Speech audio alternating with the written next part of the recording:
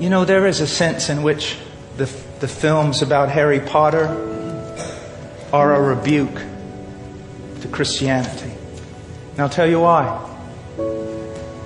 I watched a couple to see what all the fuss was about. You know why they're a rebuke to modern day American Christianity? Because when you watch them, you see this.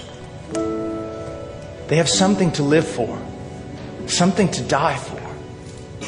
There's heroics, there's risk, there's sacrifice, there's loyalty, there's do or die. There's throwing yourself in the mouth of the lion. They're alive! And then your children come to church. They see our Christianity. No war, no battles, no sacrifice, no daddy coming home wounded. Nothing of the sort. One of the best things that ever happened to my boys was I was preaching last year, and some men became extremely angry with me. Extremely angry. And they were in my face and they were saying things, and my little boys are standing there. And then they walked away.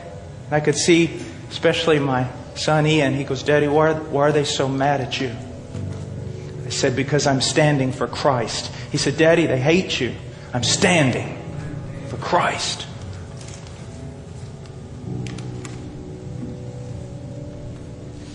This is what you were created for. You were created to watch football players beat themselves to death on the football field, or watch ball games, or tailgate parties. You were meant for Him.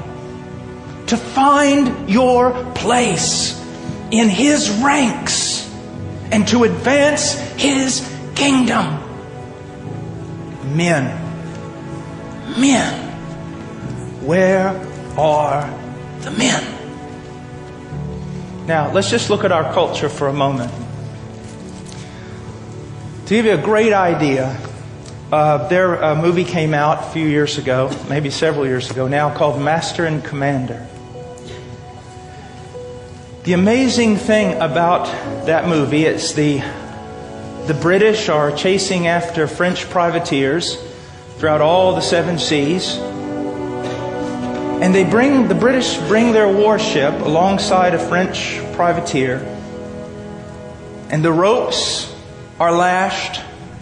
The cables are strung. The 2 ships are brought together. And now the British must charge.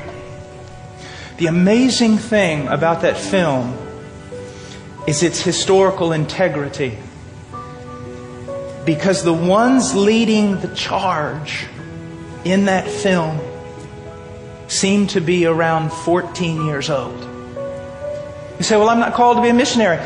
That I can agree with. But you are called to the Great Commission with the same dedication as any missionary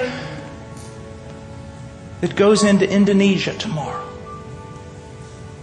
And if the ones hanging on the rope have scars on their hands, the ones holding the rope will have scars to an equal degree. Where are your scars?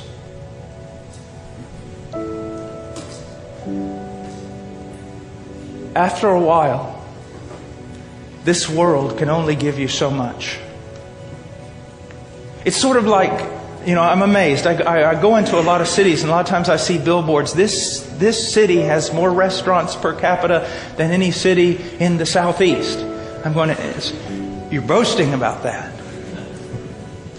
But if you're like me and you travel a lot and you eat out so much, you don't want to ever eat out again, because everything tastes exactly the same. You can't get excited about anything.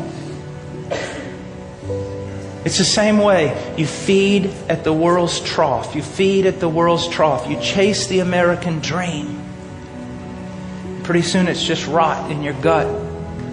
And you find that although you do love the Lord, you have forgotten so much, and you've become so lost. So much of your time is given to things that do not matter.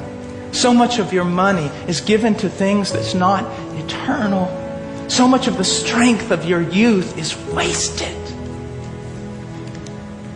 The the attitude of a Joshua. As for me and my house, we will serve the Lord. Not in some legalistic, life-destroying way, but just a man on fire. A man on fire.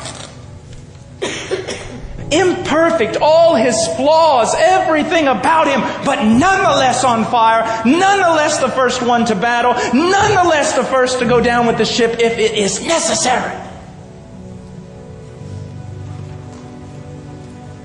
Thy kingdom come. You know, in mission conferences all over the world, we hear about the needs, and they are great. There's no way to overemphasize the needs, not at all. And the needs need to be displayed before us all the time. The needs of Poland, of England, of Utah, of all the places that are here, Africa, they need to be shown to us. But I want to go to a higher motive. I want to appeal to a higher motive. Yes, you should be sitting there saying, we need to do missions. We need to do this because there are people who have not heard. But let me give you a higher motive. We must go because there are places on this earth where God is not worshipped.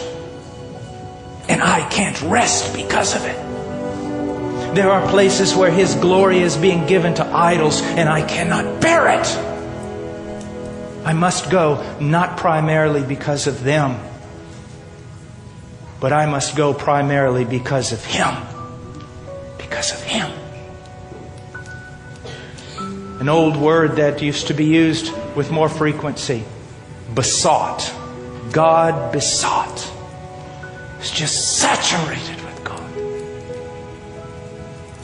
And He cannot rest until what was given to Adam and what was displayed in Christ has come to pass, that the gospel is being preached in every nation and the kingdom of heaven is being advanced. Now, am I saying that everyone should be a missionary? Absolutely not.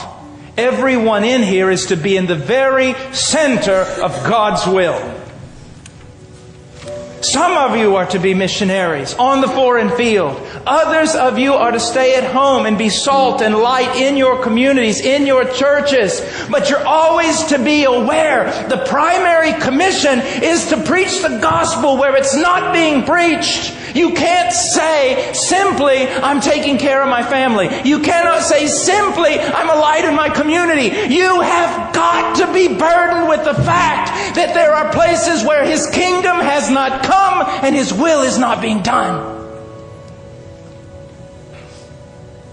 Some of you teach your children idolatry. You know that, don't you? That's why they've got pictures of famous football players in their room and not pictures of some of the missionaries that are going to be sent out here. What is a football player to a missionary? You see how we teach them? We school them in worldliness and then wonder why they're worldly.